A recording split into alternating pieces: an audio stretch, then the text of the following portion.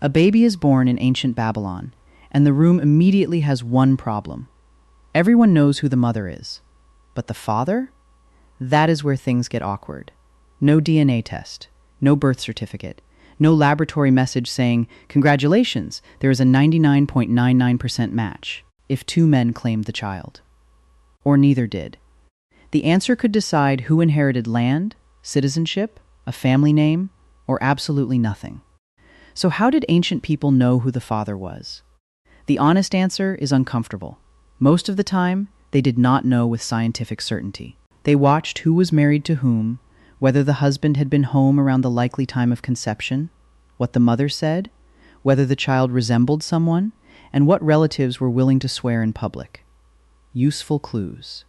Terrible science. Ancient societies therefore turned fatherhood into a legal and social decision. Start with Babylon, where family drama was apparently serious enough to be carved into stone. The Code of Hammurabi, compiled around 1750 BC, includes laws about children born to a man's wife and children born to an enslaved woman. Imagine a wealthy man dies and leaves two groups of children staring at the same property.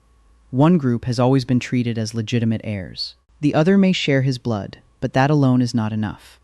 Under laws 170 and 171, if the father had publicly called the second group "my sons" and counted them among his family, they could share the inheritance with the wife's children. If he never acknowledged them, they did not receive the same share, although the enslaved mother and her children were to be freed after his death. Could a public sentence determine whether a child inherited the family estate? Yes, it could. Hammurabi was basically the ancient world's strictest family group administrator. One declaration, and you were in. No declaration, and the family chat became very quiet. Babylon was not proving biological fatherhood. It was asking a practical question. Did this man openly accept responsibility for this child while witnesses were alive to remember it? Now move to classical Athens, a city that invented democracy and then made citizenship complicated enough to require relatives, festivals, oaths, and probably one uncle who objected to everything. In the 4th century BC, an Athenian father could present his son to his phratry, a traditional kinship group, during the Apaturia festival.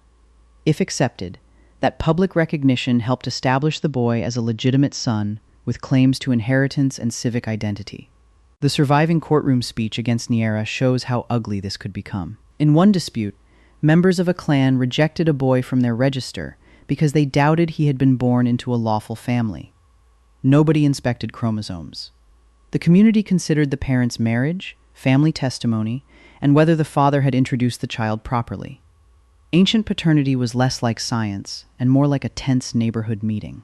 A child's future could depend on respected men standing up and saying, "Yes, we know this family." The system created stability, but it also gave enormous power to status, reputation, and whoever could gather the most convincing relatives.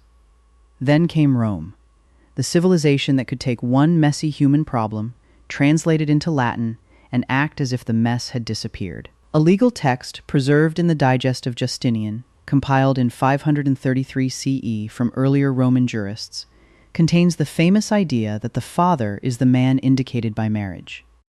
In everyday terms, if a child was born within a legally recognized marriage, the husband was generally treated as the legal father. That protected inheritance and kept every wealthy household from becoming a permanent courtroom drama.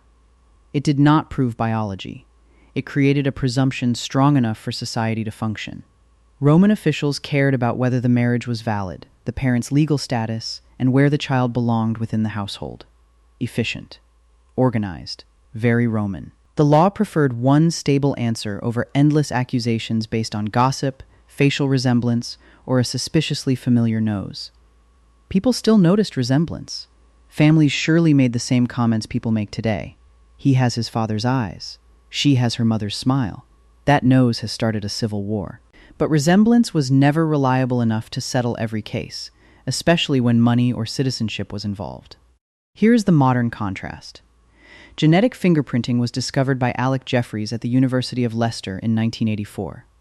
Only then did humans gain a practical way to compare DNA patterns and test biological relationships with certainty ancient judges and jurists could never reach. Zoom out, and the pattern is clear. Babylon used public acknowledgement.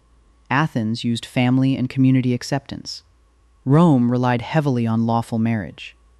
Ancient people did not solve the biological mystery.